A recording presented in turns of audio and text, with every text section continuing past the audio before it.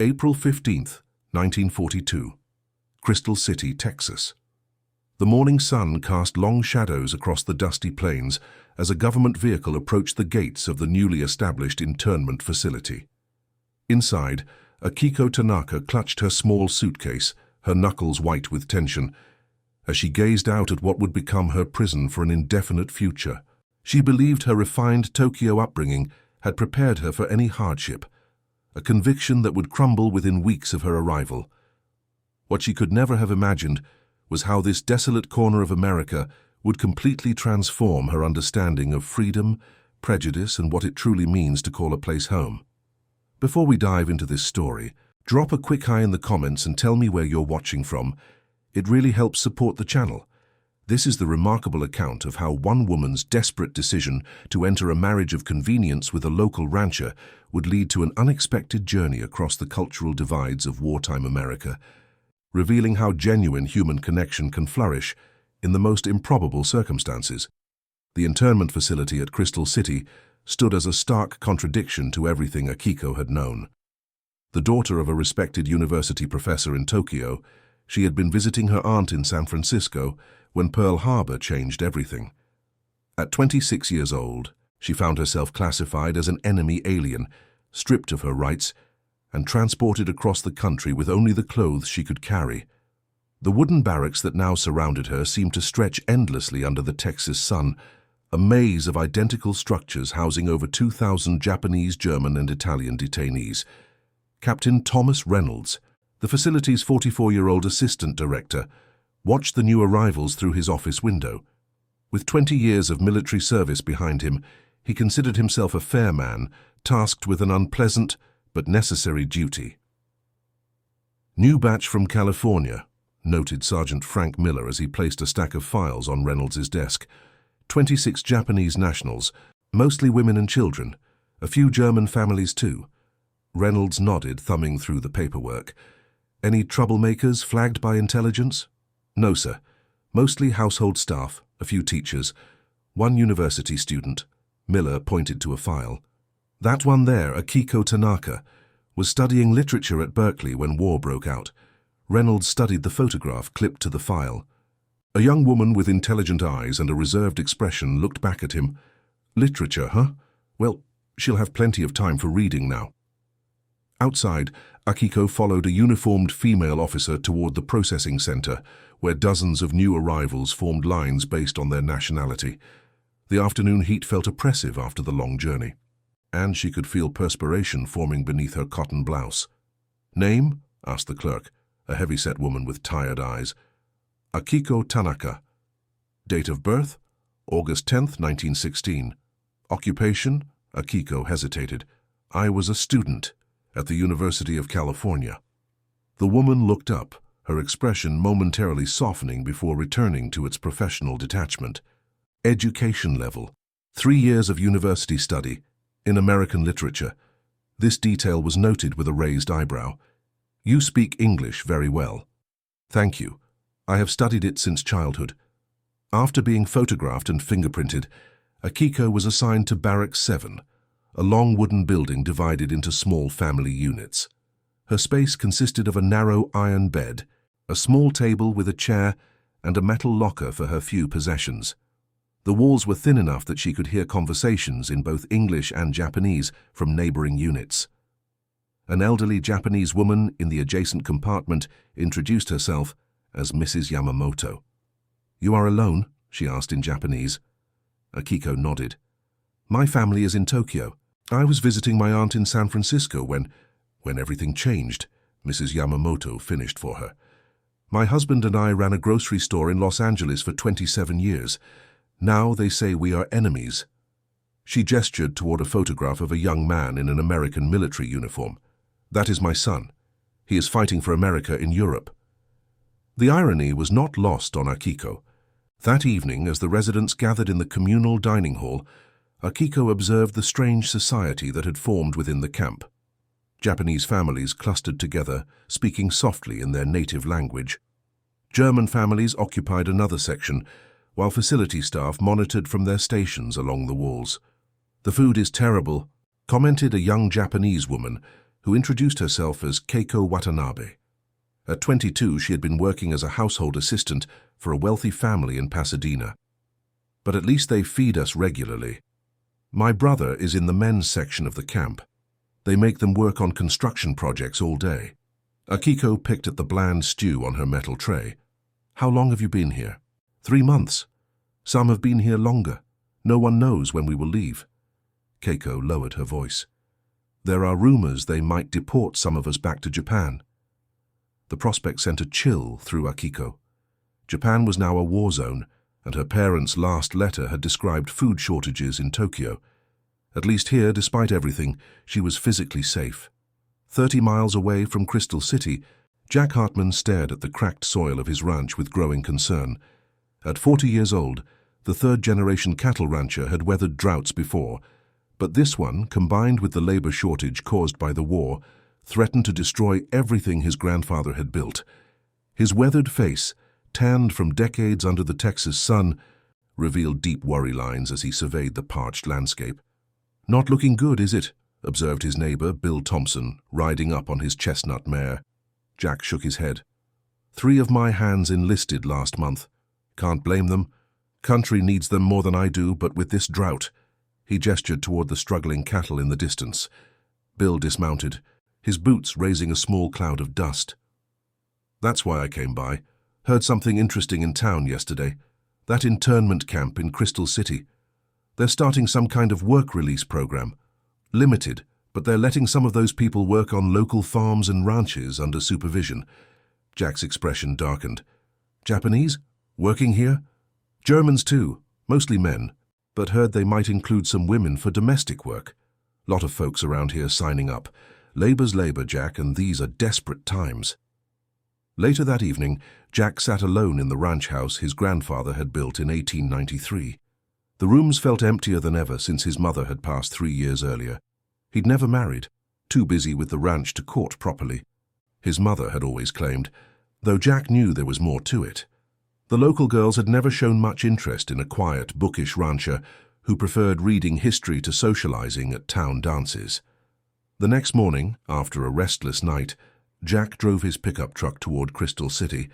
The application process at the facility was surprisingly straightforward. The government needed to reduce the cost of housing internees, and local businesses needed workers. A simple solution to multiple problems. You understand there are rules, explained Captain Reynolds as Jack completed the paperwork.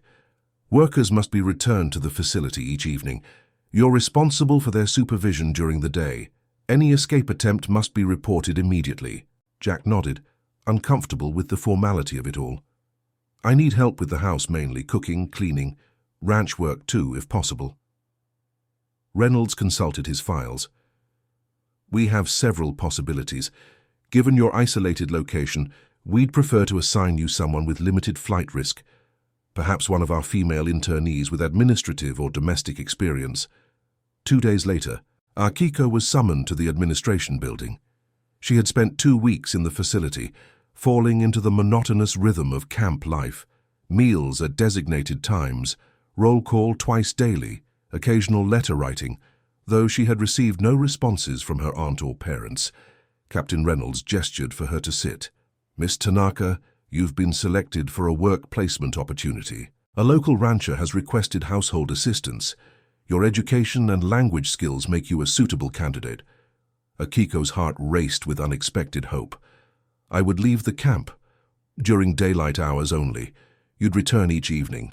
The ranch is approximately 20 miles from here. Transportation would be provided by your employer. What would be expected of me? Domestic duties primarily. Cooking, cleaning. Possibly some light ranch work. Reynolds slid a document across the desk. This arrangement could continue for the duration of your internment, which is currently indefinite. The prospect of escaping the camp's confines, even temporarily, was tantalizing. I accept, Akiko said, before even reading the details. The following morning, Jack arrived at the facility gates in his dusty pickup truck. He felt awkward and unprepared as he waited in the visitor area, hat in hand. When Akiko was escorted in by a guard, her appearance surprised him. Somehow he'd expected someone older, more domestic in appearance. The young woman before him, though modestly dressed in a simple blouse and skirt, carried herself with unmistakable dignity and education. "Mr. Hartman," she said, bowing slightly, "I am Akiko Tanaka." Jack nodded, suddenly conscious of his work-worn appearance. "Miss Tanaka, ready to go." The drive to the ranch passed in uncomfortable silence. Akiko watched the landscape change from her passenger window, the town giving way to vast, open country unlike anything in her experience. Occasional farmhouses appeared in the distance, then disappeared as the truck continued along the dusty road. "Not much to look at," Jack commented, breaking the silence. "Drought's been hard this year." Akiko nodded politely. "It seems very different from California. Never been there myself, never been much of anywhere, truth be told." He gestured toward a distant line of trees. "Property starts there. Ranch house is another few miles." When they finally arrived, Akiko tried to hide her dismay. The ranch house was substantial but clearly neglected, a two-story wooden structure with peeling paint and a sagging porch. Several outbuildings stood nearby, and in the distance, cattle grazed on sparse vegetation. "It's not much," Jack admitted, reading her expression. "Been just me for a while now." The interior confirmed her initial impression. Though structurally sound, the house was in desperate need of attention. Dishes were piled in the kitchen sink, dust covered most surfaces, and the furniture showed signs of wear and neglect. "Kitchen's through there," Jack explained, gesturing awkwardly. Your duties would be keeping things in order. Cooking meals, laundry needs doing badly." He paused. "I can show you around the rest of the place later." Akiko nodded, already assessing the magnitude of the task before her. "I will start with the kitchen." By mid-afternoon she had made remarkable progress.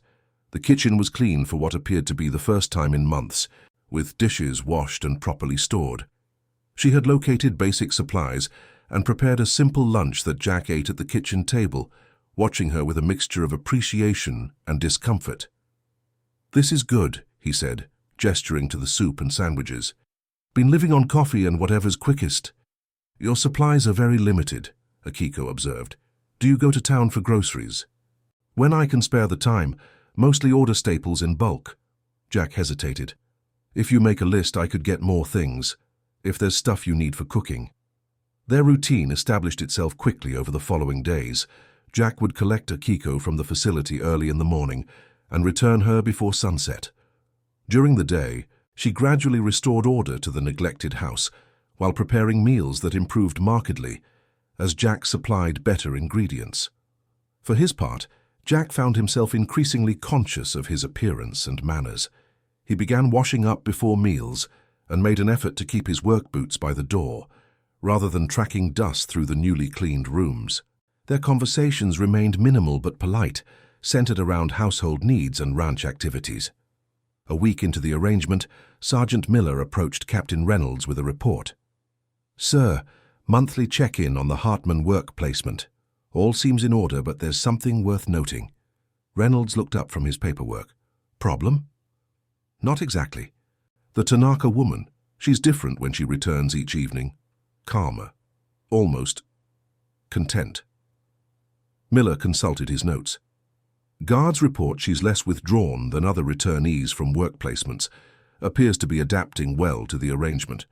Reynolds considered this. "Keep monitoring. These placements are still experimental. We need to ensure security isn't compromised by developing attachments." At the ranch, Akiko was gradually expanding her role. When not occupied with household tasks, she had begun exploring the property, fascinated by the operation of the cattle ranch, despite its struggling condition. One afternoon, finding the kitchen work complete, she ventured to the small workshop where Jack was repairing a broken fence section. "Do you need assistance?" she asked, standing in the doorway. Jack looked up, surprised. "This isn't household work." "I have completed those tasks. I thought perhaps I could be useful elsewhere." He hesitated, then handed her a container of nails. "Could hold these, I suppose."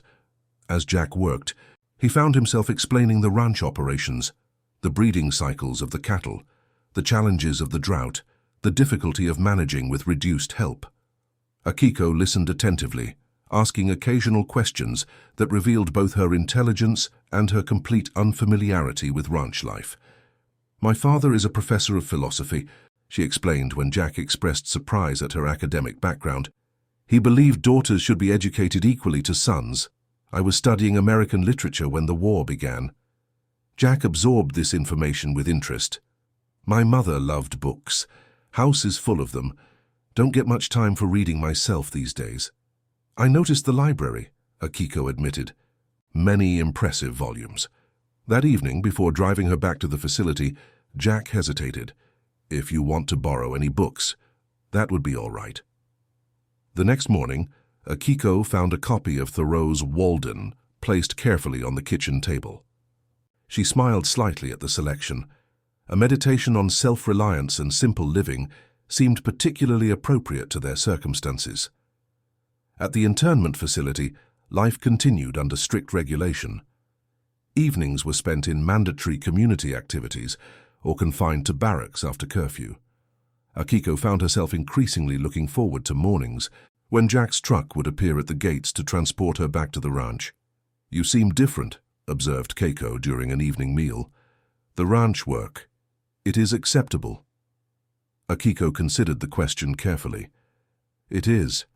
Educational. The rancher is respectful. The work is hard but satisfying." Keiko lowered her voice. "Some of the women assigned to other placements report different experiences, inappropriate comments, uncomfortable situations. Mr. Hartman is not like that," Akiko responded, perhaps too quickly. "He mostly keeps to himself." As spring turned to summer, the Texas heat intensified. The drought worsened, creating additional challenges for the struggling ranch. Jack spent long days moving cattle to better grazing areas and ensuring water sources remained accessible. Akiko, increasingly familiar with the rhythm of ranch life, expanded her contributions beyond the household. One particularly hot afternoon, she noticed Jack had not returned for the midday meal she had prepared. Concerned, she ventured further from the house than usual, following the fence line toward the eastern pasture, where he had mentioned working that morning. She found him struggling to free a calf that had become trapped in dried mud near a shrinking watering hole. Without hesitation, she set aside the water jug she had brought and waded into the mud to assist. "Miss Tanaka, you shouldn't," Jack began. "Please tell me what to do," she interrupted, already soiled to her knees. Together they managed to free the frightened animal, both ending up covered in mud and exhausted from the effort. As they walked back toward the house, Jack studied her with new appreciation. "Most city folks wouldn't have done that," he observed. Akiko smiled slightly. "I am not in the city anymore." That evening, as Jack prepared to drive her back to the facility, an unexpected summer storm broke. The rain, desperately needed but arriving with violent intensity, made the roads nearly impassable. "Can't risk the drive in this," Jack said, watching lightning split the sky. "I'll telephone the facility." The call was brief and tense. Security protocols were clear. All workers were to be returned regardless of conditions. Exceptions required special authorization. "Captain Reynolds says I have to bring you back," Jack reported, his expression troubled. "Says it's regulations." Akiko nodded, resigned. "Then we must try." The drive was treacherous, visibility reduced to mere feet in front of the vehicle. Halfway to Crystal City, the truck slid off the muddy road, becoming hopelessly stuck in a ditch. "Well, that's that," Jack said after several failed attempts to free the vehicle. "We're not getting any further tonight." They spent an uncomfortable night in the truck cab, the rain drumming on the roof. By morning, when a military vehicle located them, both were exhausted and muddy but unharmed. At the facility, Akiko was immediately separated from Jack and escorted to a detention room.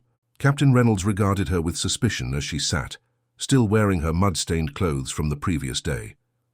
"Miss Tanaka, you understand this is a serious breach of protocol." "The weather made travel impossible," she explained. "We attempted to return as required." Reynolds consulted a report. "Highway Patrol confirms the road conditions. Mr. Hartman's account matches yours." He studied her carefully. "Nevertheless, overnight absence from the facility requires a complete security evaluation before your work placement can continue. For 3 days, Akiko remained confined to the barracks, uncertain whether she would be allowed to return to the ranch. The routine of camp life, once merely tedious, now felt suffocating after her taste of relative freedom. On the 4th day, she was summoned again to the administration building. Captain Reynolds was not alone. Jack Hartman sat uncomfortably in a chair opposite the desk, his hat in his hands. "Mr. Hartman has made a rather unusual proposal," Reynolds began. "One that requires careful consideration." Jack cleared his throat. "I've applied to become a sponsor for Miss Tanaka, under a different arrangement." Akiko looked between them, confused. "Sponsor? The War Relocation Authority has a process for internees to be released into the custody of American citizens who take legal responsibility for them," Reynolds explained. "Typically reserved for those with employment skills deemed vital to the war effort. My ranch supplies beef to military contracts," Jack added. "And with the labor shortage," Reynolds continued. "However, these sponsorships require significant guarantees. The sponsor must ensure the internee remains at the approved residence and reports regularly to authorities." He paused. "Given your isolation and the events of last week, additional assurances would be required." Jack met Akiko's eyes directly for the first time. "Which is why I've proposed marriage." The word hung in the air between them. Akiko felt her breath catch. "A legal marriage would make Mr. Hartman your official guardian," Reynolds explained matter-of-factly. "It would establish a documented relationship that would satisfy security concerns while allowing you to reside outside the facility. Of course, such an arrangement would be entirely your choice." Akiko struggled to maintain her composure. "May I speak with Mr. Hartman privately?" Reynolds hesitated, then nodded. "5 minutes. An officer will remain outside the door." When they were alone, Akiko turned to Jack. "You wish to marry me?" "It's not," he began, then stopped himself. "It's a practical arrangement, Miss Tanaka. You'd have freedom from this place. I'd have help with the ranch. When the war ends, we could address things differently if you wished." "A marriage of convenience," she stated. "Yes, though on paper, it would need to appear genuine." He met her gaze directly. "I would never. That is, your privacy and personal space would be respected completely." Akiko considered the proposal carefully. Crystal City Internment Facility offered safety but no freedom, no future, no certainty. Marriage to this American stranger offered a different kind of uncertainty, but also escape from the camp. In wartime, perhaps practical considerations outweighed traditional ones. "I accept your proposal, Mr. Hartman." The ceremony took place 2 days later in the facility's administrative office. Captain Reynolds served as witness, along with a local justice of the peace who performed the brief civil ceremony. Akiko wore her best dress, a navy blue garment that had survived her journey from California. Jack had purchased a plain gold band in town, which now rested unfamiliarly on her finger. "By the power vested in me by the state of Texas, I now pronounce you husband and wife," intoned the justice, seeming uncomfortable with the unusual circumstances. Captain Reynolds provided the final paperwork. "Mrs. Hartman, you are released into your husband's custody for the duration of the present conflict. You are required to remain within Dimmitt County unless granted specific travel authorization. Monthly check-ins with local authorities are mandatory." And with that, Akiko Tanaka became Akiko Hartman, at least on paper, and walked out of the facility gates without a scheduled return for the first time in months. The drive to the ranch passed in awkward silence. Upon arrival, Jack carried her small suitcase into the house, then hesitated in the entryway. "I've prepared the guest room upstairs for you," he explained. "My mother's old sewing room. It has a proper bed and dresser, more private than where you were staying at the camp, I expect." Akiko nodded gratefully. "Thank you, Jack." The use of his first name felt strange on her tongue. "We should probably use first names," and he agreed, seeming equally uncomfortable. "Since we're supposed to be, well." That evening, they shared their first meal as a technical husband and wife. The conversation remained centered on practical matters, the ranch schedule, plans for the following day, the blessed rain that had finally begun to alleviate the drought conditions. As weeks passed, they established a careful routine that acknowledged their legal relationship while maintaining personal boundaries. Jack added Akiko's name to the ranch accounts and gave her authority to purchase supplies in town. For appearance's sake, they attended church together on Sundays, where curious neighbors observed the unusual couple with barely concealed interest.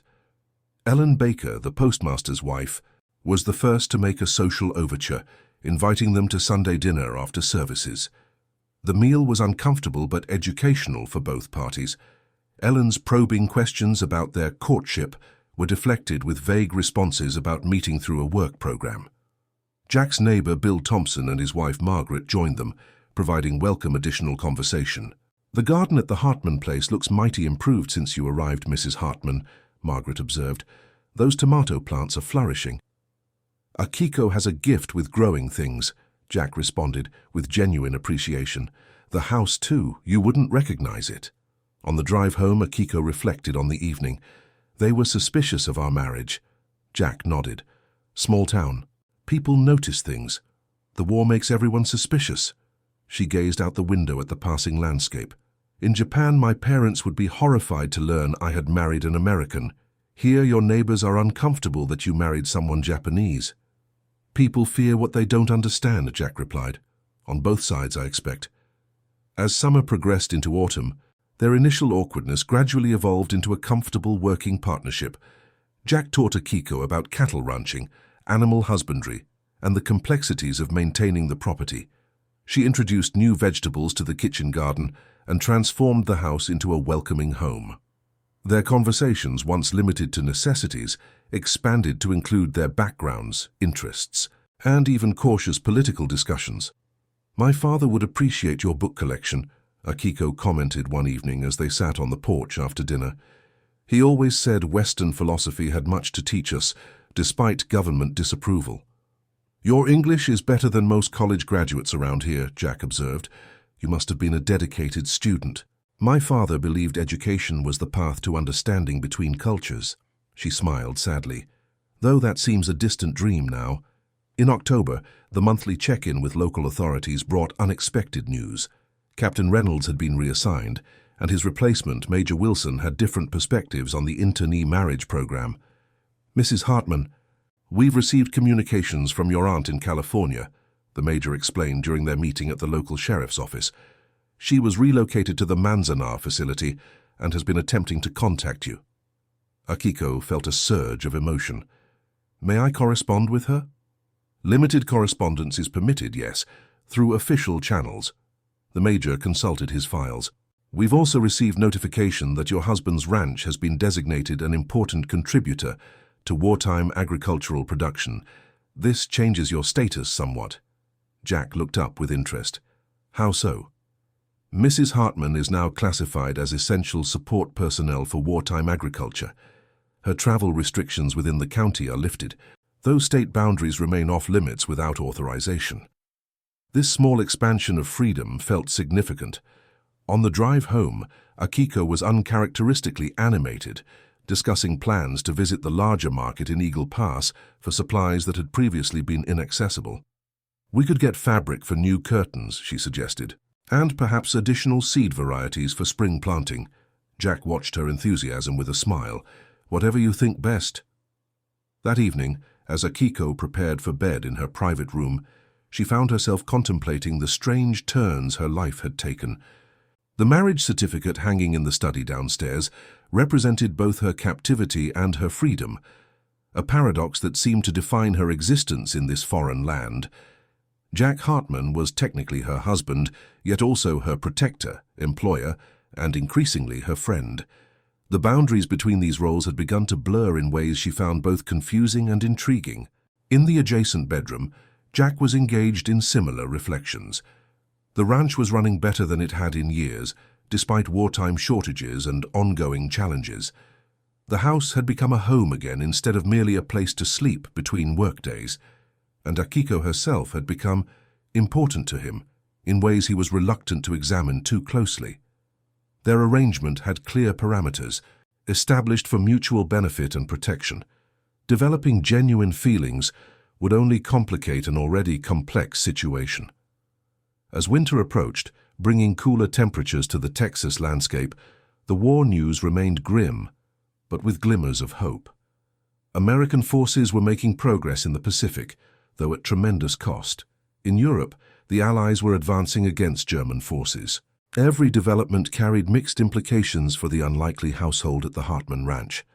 If America defeats Japan completely, Akiko observed during one of their evening discussions, what happens to people like me? Jack considered the question carefully. I don't rightly know, depends on the peace terms, I expect. He hesitated. Would you want to return to Japan after the war? The question caught her by surprise. Have not thought that far ahead. My parents are there if they have survived, but Japan may be very different after the war. You'd always have a place here, Jack said quietly, if you wanted it. The moment hung between them, filled with unspoken possibilities. In December, an unexpected visitor arrived at the ranch. Sheriff Daniel Cooper pulled up in his official vehicle late one afternoon, while Jack was mending a fence line and Akiko was in the kitchen preparing dinner. Mrs. Hartman, the sheriff greeted her formally when she answered the door. Is your husband available? Got some official business to discuss. Akiko wiped her hands on her apron. He is working on the north pasture. I can send for him. That won't be necessary. This concerns you both, but I can explain the situation. Cooper removed his hat as he entered the house. Been asked by the War Department to conduct an evaluation of all special release arrangements in the county, yours included. Akiko felt a familiar knot of anxiety. Is there a problem with our arrangement? Not specifically, but there's been some. Incidents in other locations, concerns about the security of these programs. Cooper seemed uncomfortable. Some neighbors have also raised questions. What kind of questions? Akiko asked, her voice carefully controlled. About the nature of your marriage, ma'am. Cooper looked directly at her. There's been suggestions it might be a marriage of convenience rather than, well, a real union. The accusation, though accurate, still stung. I see. Now I've known Jack Hartman since we were boys together, Cooper continued. He's a good man. And from what I've seen, you've been good for him and this place. But my job requires me to investigate these claims. When Jack returned to the house an hour later, he found Akiko and Sheriff Cooper seated at the kitchen table, an uncomfortable silence between them. Dan, he greeted his old acquaintance with surprise. What brings you out this way? Cooper explained the situation again, while Jack listened with growing concern. Bottom line is, I need to verify that this is a genuine household arrangement, not just paperwork, to circumvent the relocation orders. And how exactly do you plan to verify that? Jack asked, his voice tight. Just observation for now. I'll need to make several unannounced visits over the next few weeks, interviews with neighbors, standard procedure. Cooper stood to leave. For what it's worth, I hope everything checks out. Mrs. Hartman seems to have made quite an improvement to this old place. After the sheriff departed, Jack and Akiko sat in troubled silence. This could mean your return to the facility, Jack finally said. If they determine our arrangement doesn't meet their requirements. Akiko nodded, her expression composed despite her inner turmoil. What would constitute a genuine marriage in their eyes? Shared life, shared future plans. Jack ran a hand through his hair in frustration. Things that are difficult to demonstrate in our circumstances. The following weeks brought increased scrutiny. Sheriff Cooper appeared at irregular intervals, sometimes finding them working together in the garden, other times catching Jack alone in the fields. Neighbors' visits became more frequent, their observations likely reporting back to official channels. During this period, a letter arrived from Akiko's aunt in California, forwarded through official channels. The news it contained was devastating. Tokyo had suffered severe damage from Allied bombing. Her parents' neighborhood had been particularly affected, and while her aunt had no definitive information, the prospects were grim. Jack found Akiko on the porch that evening, the letter clutched in her hand, her face streaked with tears. Bad news? He asked gently. She explained the situation, her voice breaking. I may have no home to return to, no family remaining. Without thinking, Jack placed his arm around her shoulders, their first real physical contact beyond necessary assistance with ranch work. She stiffened momentarily, then leaned against him, accepting the comfort. "This is your home now," he said quietly, "for as long as you want it to be." The moment marked a subtle shift in their relationship. The careful distance they had maintained began to dissolve in small ways, a touch when passing items at dinner, sitting closer during evening reading, genuine smiles rather than polite acknowledgements. Sheriff Cooper noticed these changes during his visits, as did the neighbors who had been watching the unusual household with such interest. Conversations in town gradually shifted from suspicion to curiosity, then to a grudging acceptance. In February 1943, Major Wilson summoned them for their monthly check-in with unexpected news. "The evaluation of your household has been completed," he informed them formally. "Sheriff Cooper's report indicates a genuine marital relationship that satisfies security requirements." He shuffled some papers.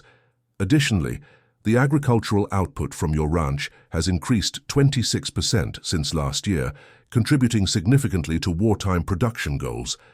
Jack and Akiko exchanged surprised glances. "As a result, Mrs. Hartman's status has been upgraded from conditional release to indefinite release with monitoring.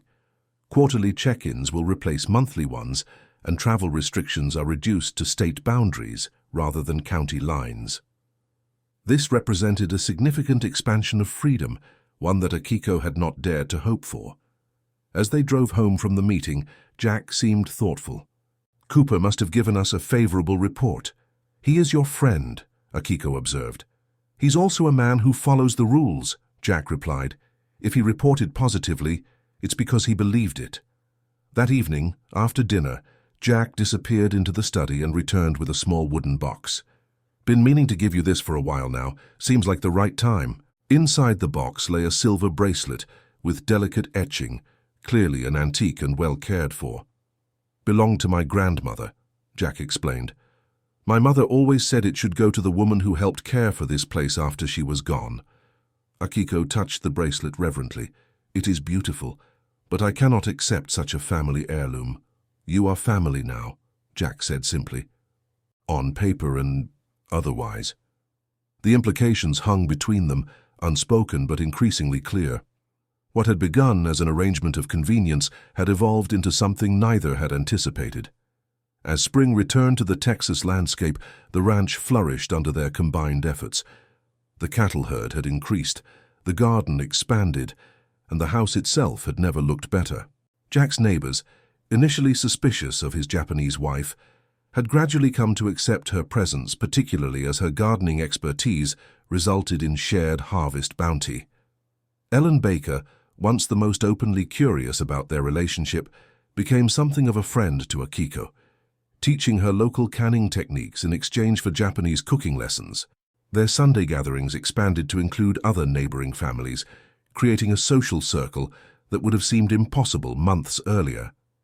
In this environment of gradual acceptance, Jack and Akiko's relationship continued to evolve.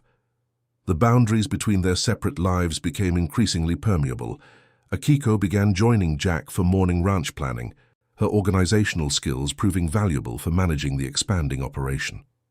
Jack, in turn, took greater interest in the household, building shelves for Akiko's growing collection of preserves and helping expand the kitchen garden. One warm April evening, as they sat on the porch watching the sunset, Jack turned to Akiko with unusual seriousness. "Been thinking about the future," he began awkwardly. "After the war ends, whenever that might be." Akiko nodded, encouraging him to continue. "Our arrangement was meant to be temporary, protection for you, help for me." He paused, choosing his words carefully. "But I find myself hoping it might become something more permanent." The directness of the statement surprised her. In Japanese culture, such matters would be approached with far more circumspection. Yet she found his American forthrightness refreshing after so many months of careful ambiguity. "I have come to care for this place," she acknowledged, "and for you." It wasn't a declaration of love in the traditional sense, but in the context of their unique relationship, it represented a significant admission. Jack reached for her hand, and she allowed him to take it, their fingers intertwining as they watched the Texas sun disappear below the horizon. The war continued its grim progression throughout 1943 and into 1944. News of Allied advances was tempered by reports of casualties and destruction. For Akiko, each headline brought mixed emotions, hope for peace but fear for what remained of her homeland and family.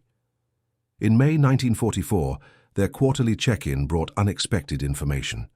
Major Wilson had been replaced by Colonel Harris, a stern military man with little flexibility in his approach.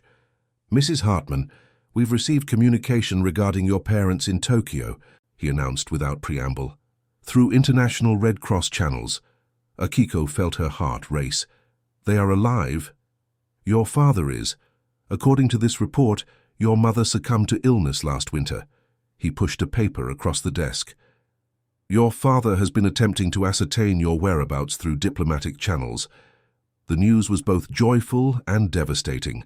Her father lived, but her mother was gone, without Akiko having had any opportunity to say goodbye or even receive a final message. Jack placed his hand on hers in a gesture of support that did not go unnoticed by Colonel Harris. "There's another matter," the colonel continued. "The War Department is considering a program for voluntary repatriation of certain Japanese nationals. Your name has been included on the preliminary list." The implications took a moment to register. "Repatriation? To Japan?" "Yes, not immediately, but potentially before the war's end, through neutral countries. Your father's status as an academic rather than a military figure makes you eligible for consideration." Jack's expression darkened. "She has a life here now, a home." Colonel Harris regarded him coolly.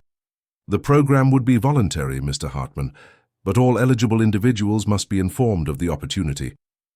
On the drive home, Akiko remained silent, processing the conflicting news. Her father lived. The knowledge filled a void that had ached within her for months. Yet her mother was gone, and the possibility of return to Japan now presented itself as a tangible option rather than a distant hypothetical. "You're considering it," Jack observed, breaking the silence as they turned onto the ranch road. "My father is alone now," Akiko replied softly. "He is elderly, in a country facing defeat." Jack nodded, his knuckles white on the steering wheel. "I understand." After a long pause, he added, "Would you want me to come with you? After the war, I mean." The question startled her. "To Japan, if that's where you needed to be." His voice was steady, though his expression revealed inner turmoil. "This ranch has been in my family for 3 generations, but it's just land and buildings in the end." The enormity of what he was offering, to leave everything he had known to follow her to a foreign country, likely facing post-war devastation, overwhelmed her. This was no longer a marriage of convenience, but something far more profound. "I cannot ask that of you," she finally said. "You didn't ask. I offered." He pulled the truck to a stop in front of the house. "Just don't decide anything yet." As summer progressed, Akiko found herself torn between competing loyalties and desires. Her father's survival represented a connection to her past that she had feared permanently severed, yet her life at the ranch with Jack had become more than just a safe harbor in wartime. It represented a possible future she had never imagined for herself. In August, a remarkable letter arrived, from her father directly, transmitted through Swiss diplomatic channels. Written in his familiar scholarly hand, it expressed joy at confirming her safety and detailed the difficulties of life in Tokyo. Between the formal lines, Akiko could read his loneliness following her mother's passing. He made no direct request for her return, but closed with a hope that they might reunite when circumstances permit. Jack found her in the garden that evening, the letter carefully folded in her pocket. "You'll go back, won't you?" he asked without preamble. Akiko looked up from the tomato plants she was tending. "I don't know. He's your father, your blood family." Jack's voice held no accusation, only a sad acceptance. "It's right that you should be with him after everything he's lost." "And what of what I would lose by leaving?" She gestured toward the flourishing garden, the ranch beyond, and, by implication, Jack himself. He had no answer for that. Their relationship entered a new phase, one shadowed by the possibility of inevitable separation. Jack threw himself into ranch work with increased intensity, while Akiko found herself cataloguing daily experiences as if to preserve them against future absence. Neither discussed the repatriation option directly, though it hovered in the background of every conversation. In September, during a rare visit to San Antonio for agricultural supplies, a trip permitted under Akiko's expanded travel allowance, they encountered a different kind of challenge. The larger city contained more diverse opinions about the war and those connected to enemy nations. While selecting fabric at a department store, Akiko overheard clear comments from nearby shoppers. "Can't believe they let them walk around free," one woman murmured to another, "after what they did at Pearl Harbor." Jack, returning with purchases from another department, immediately noticed Akiko's discomfort and the source of it. Without hesitation, he placed his arm around her waist in a clear gesture of both protection and belonging. "Ma'am," he addressed the woman directly, "my wife is an American by marriage and has contributed more to the war effort through agricultural production than most folks managing Victory Gardens. We'd appreciate the same courtesy you'd show any other customer." The woman flushed, but didn't apologize, hurrying away with her companion. Akiko felt both embarrassment at causing a scene and profound gratitude for Jack's unwavering support. "You shouldn't have to defend me," she said quietly as they left the store. "Shouldn't have to," he agreed, "but will anyway." That evening, stopping at a hotel due to the late hour and long return journey, they faced another unexpected development. Despite Jack's explanation of their marriage, the desk clerk was clearly suspicious of their relationship. "We only have single rooms available," he claimed, though the registry book showed ample vacancy. Jack's expression hardened. "My wife and I will require a proper room. Our marriage certificate is on file with the county clerk if you'd care to verify it." The implied threat of official complaint achieved results, though the room they were assigned was clearly inferior to others available. For the first time since their marriage began, they would share a single living space overnight. The awkwardness was palpable as they entered the small room with its single bed. Jack immediately moved toward the armchair in the corner. "I'll be comfortable enough here," he said, avoiding Akiko's eyes. "That chair is too small for you," she observed practically. "The bed is adequate for both if we aren't careful." Their compromise involved a carefully placed line of pillows down the center of the mattress, a physical manifestation of the boundaries they had maintained for so long. Yet as they lay in the darkness, separated by mere inches, something shifted in their relationship yet again. "Akiko," Jack said softly, using her first name with a new intimacy, "if you choose to return to Japan, I want you to know that what began as an arrangement became much more to me." In the darkness, she reached across the pillow barrier to find his hand, and to me. When they returned to the ranch the following day, the separate bedrooms that had defined their living arrangement seemed suddenly arbitrary. That evening, Akiko moved her personal belongings into the master bedroom, and the pretense of a marriage in name only came to its natural conclusion. In December 1944, as Allied forces advanced across the Pacific and Europe, Colonel Harris summoned them for an unscheduled meeting. His expression was grave as they entered his office. "Mrs. Hartman, we've received additional information regarding the repatriation program." He pushed a document across his desk. "Your father has specifically requested your inclusion, citing his declining health and status as a non-combatant academic." Akiko felt Jack tense beside her. "When would this repatriation occur?" she asked. "Arrangements are being made for a diplomatic exchange in March, routed through neutral Switzerland. You would be one of 17 Japanese nationals in the southwestern region selected for the program." The colonel's gaze moved between them. "Given your situation, the decision remains entirely voluntary, but I am required to inform you that this may represent the last opportunity for repatriation before the war's conclusion."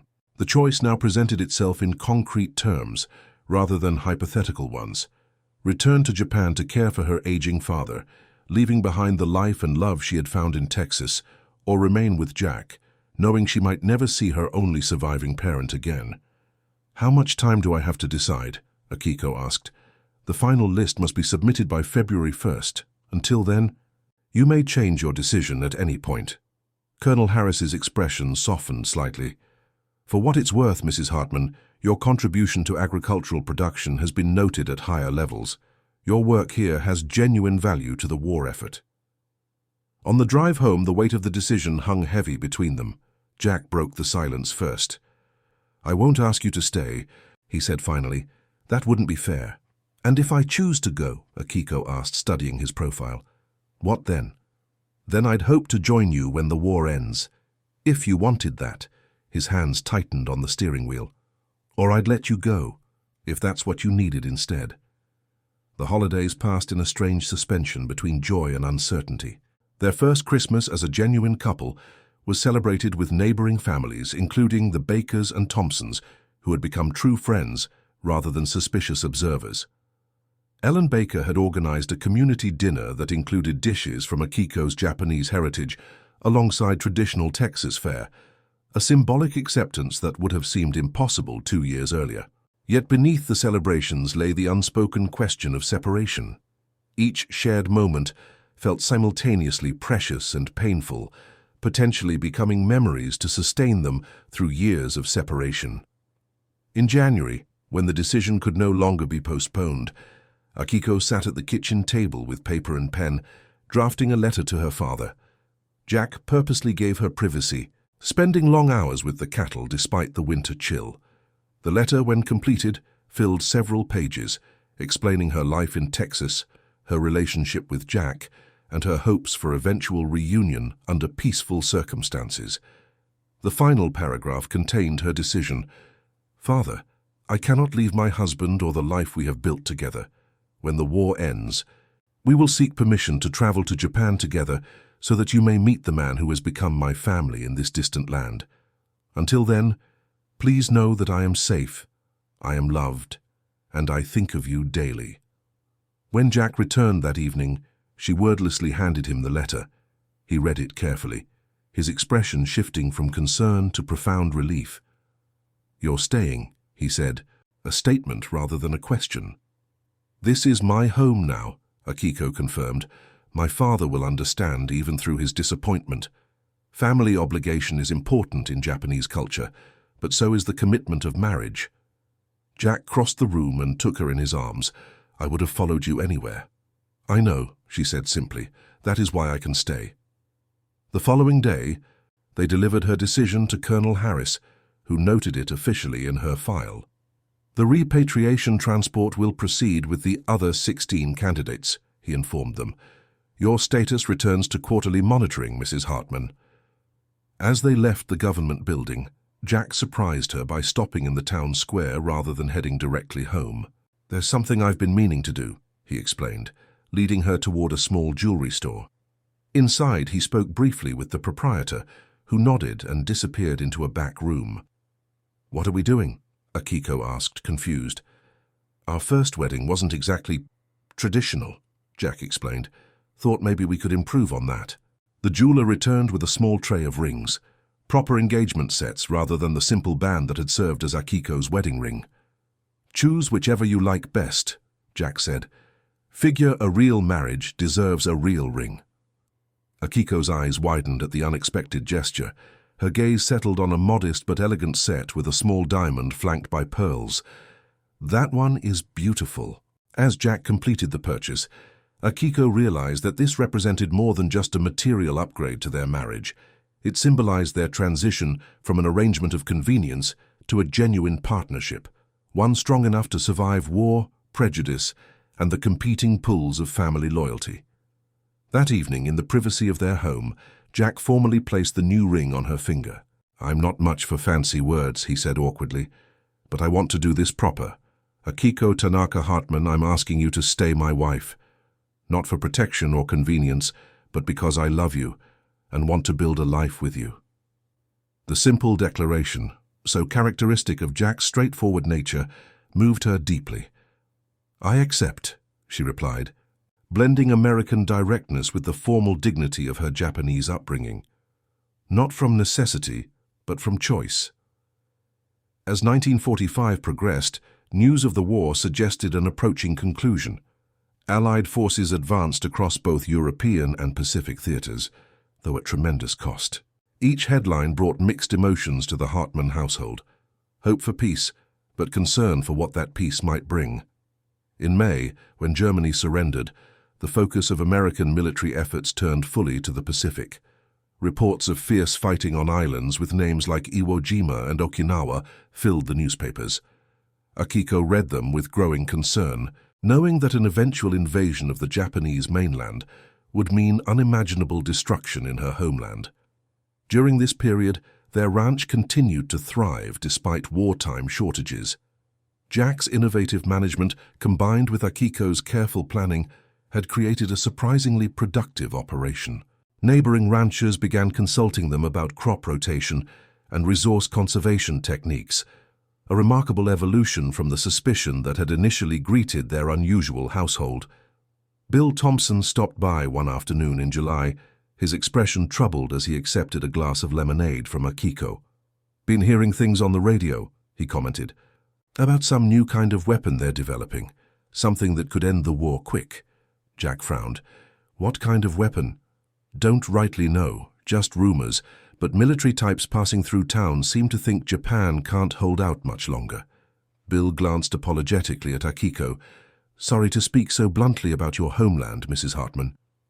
"Truth is not offensive," Akiko replied calmly, though her thoughts turned immediately to her father and the uncertain fate of Tokyo. In early August, the rumors became reality with news of atomic bombs dropped on Hiroshima and Nagasaki. The reports of destruction were difficult to comprehend. Entire cities devastated in moments. Akiko received the news with quiet horror, withdrawing to their bedroom where Jack found her hours later, silent tears streaming down her face. "Tokyo?" she asked simply, her greatest fear that her father had somehow been caught in this new form of destruction. "No reports of bombing there," Jack assured her, sitting beside her on the bed. "The news says it was just the two cities so far."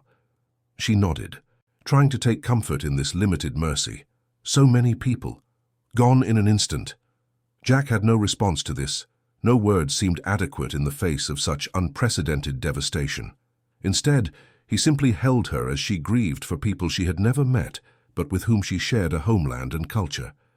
When Japan's surrender was announced days later, the news brought complex emotions. The war that had defined their relationship from the beginning was ending. Relief mingled with uncertainty about what would follow. In town, celebrations erupted spontaneously. Church bells rang, and impromptu parades formed in the streets. Jack and Akiko observed these from a distance, their personal reactions too complicated to join the simple joy of victory. Colonel Harris summoned them to his office the following week, his manner more relaxed than in previous meetings. "Well, Mrs. Hartmann, it appears the security protocols that defined our relationship will soon become obsolete." "What happens now?" Jack asked directly. "The legal framework for internment was based on wartime emergency powers," Harris explained. "With the surrender, those powers will gradually be rescinded. All restrictions on Mrs. Hartmann's movement and activities will be lifted within 90 days, according to current directives." Akiko absorbed this information with quiet amazement. After years of living under varying degrees of restriction, the prospect of complete freedom seemed almost unreal. "And the other internees?" she asked, thinking of friends left behind at Crystal City. "All facilities will be decommissioned by next spring. Some internees may face deportation proceedings depending on their status, but most will be released." Harris shuffled through some papers. "There's another matter. Communications with Japan will be resuming through military channels initially. If you wish to contact family members there, I can provide the appropriate forms." The opportunity to communicate directly with her father after years of uncertainty was overwhelming. That evening, Akiko composed a lengthy letter detailing her life in Texas, her marriage to Jack, and her hope that they might visit Japan when civilian travel resumed. "Do you think they'll let us go?" Jack asked as she sealed the envelope. "After everything, I mean." "Perhaps not immediately," Akiko acknowledged, "but eventually. America will help rebuild Japan, just as it did in Europe after the last war. There will be opportunities for those who understand both cultures." The prospect gave their future a new dimension, not just continuing their life on the ranch, but potentially creating bridges between their respective worlds. As summer turned to autumn, signs of the war's end manifested in concrete ways. Rationing eased gradually, and young men began returning to the community. The Thompsons' son David came home in October, bringing stories of the European theatre that made previous newspaper accounts seem sanitized by comparison. At a welcome home gathering for David, Akiko noticed the curious glances he directed toward her. The Japanese wife of his father's friend must have seemed a strange anomaly after years of viewing Japanese people exclusively as enemies. "Mrs. Hartman," he addressed her finally, his manner cautious but not hostile. "Dad tells me you've done wonders with your garden. Says you grow vegetables he's never even heard of." It was a small overture but significant coming from a returning soldier. "Would you like to see it? I could prepare some traditional dishes for your family." The young man nodded, surprising her with his response. "Might be interesting. Spent some time with a Japanese-American unit overseas. Good soldiers. Made me think maybe what they told us wasn't the whole story." This simple acknowledgement that propaganda might have oversimplified complex realities represented the beginning of a different kind of post-war healing. In November, Akiko received a response to her letter, the first direct communication from her father in nearly 4 years. His careful handwriting covered several pages, expressing joy at confirming her safety and describing the challenges of life in post-war Tokyo. Food shortages, damaged infrastructure, and American occupation forces dominated daily existence, yet he wrote with cautious optimism about reconstruction efforts. The most significant passage came toward the end. "My daughter, while I longed for your return, I am grateful to know you found safety and, it seems, happiness in your new homeland. Your American husband sounds like an honorable man. When circumstances permit, I would welcome meeting the person who protected you when I could not." Jack found her on the porch, the letter in her lap, her expression contemplative. "Good news? He wants to meet you," she said simply. "When it becomes possible." Jack nodded, settling beside her on the porch swing. "Then we'll make it possible. Might take time, but we'll find a way." As 1945 drew to a close, the first Christmas of peacetime brought both reflection and anticipation to the Hartman Ranch. They hosted a gathering for neighboring families that blended traditions. Akiko's Japanese New Year preparations alongside traditional Texas holiday customs. Ellen Baker, who had become a genuine friend, marveled at the transformation of both the ranch and its owner. "Never thought I'd see Jack Hartman hosting dinner parties," she commented. "You've worked miracles, Akiko. We have built something together," Akiko corrected gently, "just as America and Japan must now do." The statement carried more significance than a casual dinner conversation might suggest. In their own small way, Jack and Akiko had created a model of reconciliation and cooperation that foreshadowed the work of rebuilding that would occupy nations for years to come. Later that evening, as their guests departed and the house grew quiet, Jack and Akiko stood on the porch overlooking the ranch that had become their shared project and home. "Did you ever imagine this?" Jack asked, his arm around her shoulders. "When you first arrived here?" Akiko shook her head. "I expected temporary safety at best, protection from internment. I never expected." "A real life," Jack finished for her. "A real marriage." "The Japanese have a concept called en," Akiko explained. "It means a connection between people that is destined, that brings them together across any obstacle. Perhaps that is what brought us together, despite war and prejudice and all that should have kept us apart." Jack considered this, his practical nature usually suspicious of such concepts. Yet their unlikely journey from arranged marriage to genuine partnership did seem to suggest something beyond mere coincidence. "Well, whatever brought us together," he said finally, "I'm grateful for it. Strangest blessing of my life, that war that brought you here." In the years that followed, their story would continue to unfold in ways neither could have anticipated. The ranch prospered in the post-war economic boom. Their unusual marriage, once the subject of suspicion, became a point of community pride as attitudes gradually evolved. In 1948, they finally received permission to travel to Japan, where Jack met Akiko's father and experienced her culture firsthand. The elderly professor, though initially reserved toward his American son-in-law, eventually embraced the relationship that had protected his daughter through dangerous times. Their journey came full circle in 1952 when Akiko's father agreed to leave his recovering homeland and join them in Texas, bringing with him family treasures and traditions that enriched their household. The former university professor found an unexpected second career teaching Japanese language and culture at a nearby college, as interest in international education expanded in the post-war era. And in the community that had once viewed Akiko with suspicion and fear, she gradually became a respected figure, first for her gardening expertise, then for her educational contributions as cultural exchange programs developed between American and Japanese institutions. What had begun as a marriage of convenience, a desperate arrangement for protection, had transformed into something neither Akiko nor Jack could have imagined. A genuine partnership that bridged cultures and helped heal the wounds of war, one relationship at a time. And that concludes our story. If you made it this far, please share your thoughts in the comments. What part of this historical account surprised you most? Don't forget to subscribe for more untold stories from World War II, and check out the video on screen for another incredible tale from history. Until next time.